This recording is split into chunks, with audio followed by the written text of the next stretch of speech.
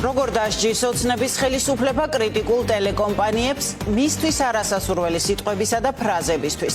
Რამდენიმე საათში უნდა გაიმართოს განხილვა კომუნიკაციების მარეგულირებელ კომისიაში. საქმე ეხება ტელეკომპანიებს ფორმულას, TV პირველსა და მთავარს.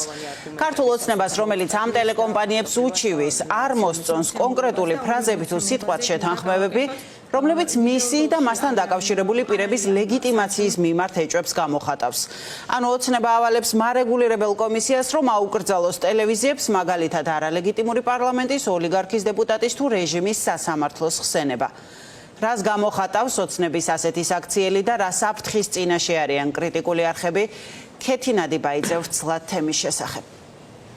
შესაძლოა დღესვე ჩატარდეს კენჭისყრა და გადაწყვეტილება მიიღოს კომისიამ. ეს იქნება პირველი გადაწყვეტილება ქართული ოცნების ახალ კანონთან მიმართებაში, რომლის პირველი მოსარგებლეც არის სწორედ ეს პარტია. ინდივიდუალურად მოხდება სამი კრიტიკული მედია ორგანიზაციის წინააღმდეგ შეტანილი სარჩელების განხილვა, ტელეკომპანია ფორმულა, TV პირველი, მთავარი არხის წინააღმდეგ შეტანილი სარჩელების განხილვა და ახლა კომისიაზეა პასუხისმგებლობა რა პრაქტიკას დანერგავს ქართული ოცნების ამ კანონიდან გამომდინარე, რომელიც შეფასდა უკვე არა მხოლოდ ამ მედია ორგანიზაციების მხრიდან, არამედ მედია კრიტიკოსების, უფლებადამცველების მხრიდან, რომ ეს არის ცენზურის კანონი და ახლა საინტერესოა რა პრაქტიკას დანერგავს კომუნიკაციების მარეგულირებელი კომისია, რა რეაგირება ექნება ქართული ოცნების სარჩელთან დაკავშირებით და ეს იქნება პირველი გადაწყვეტილება, რომელიც ერთგვარად პრეცედენტი გახდება და ამ დღეს მიღებული, შესაძლოა დღეს იყოს ეს გადაწყვეტილება მიღებული, ამ გადაწყვეტილებიდან გამომდინარე დაინერგოს პრაქტიკა უკვე მარეგულირებელი კომისიის მხრიდან.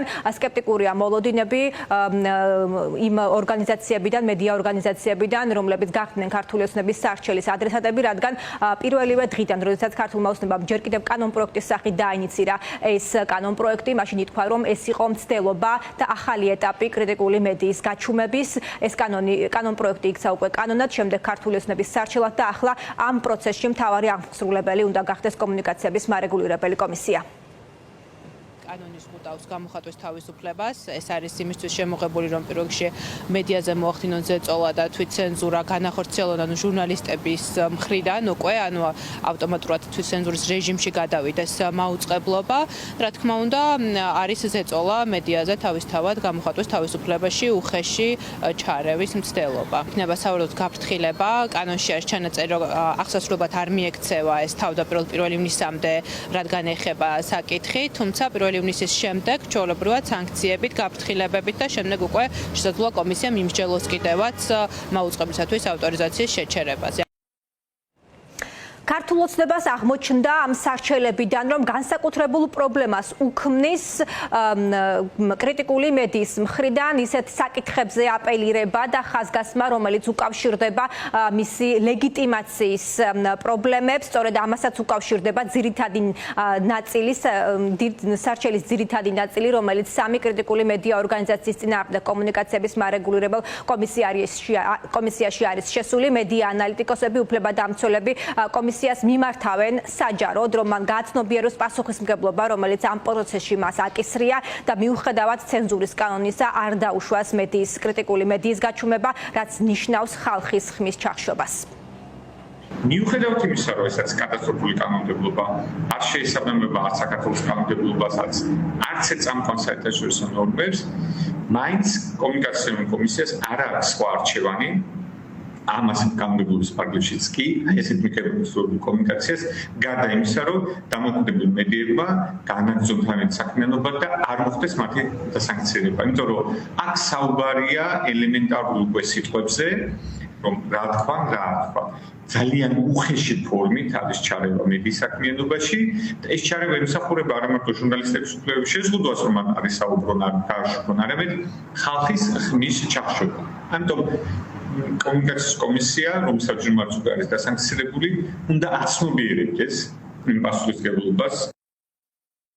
ქართულ ოცნებას უნდა დასაჯოს მედია.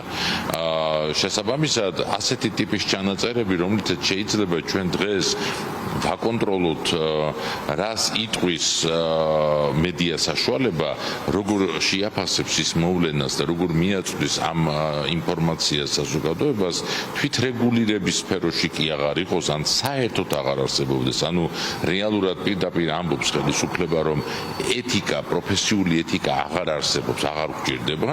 ჩვენ გვჭირდება კანონი და კანონით უნდა მოვაწესრიგოთ მედია სივრცე, ისე როგორც ეს გვინდა ჩვენ.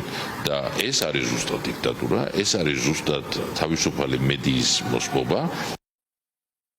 კომუნიკაციების მარეგულირებელ კომისიაში 3 საათზე დაიწყება სხდობა. შეგახსენით, რომ სამი კრიტიკული მედია ორგანიზაციის წინააღმდეგ ინდივიდუალურად მოხდება სარჩელების განხილვა.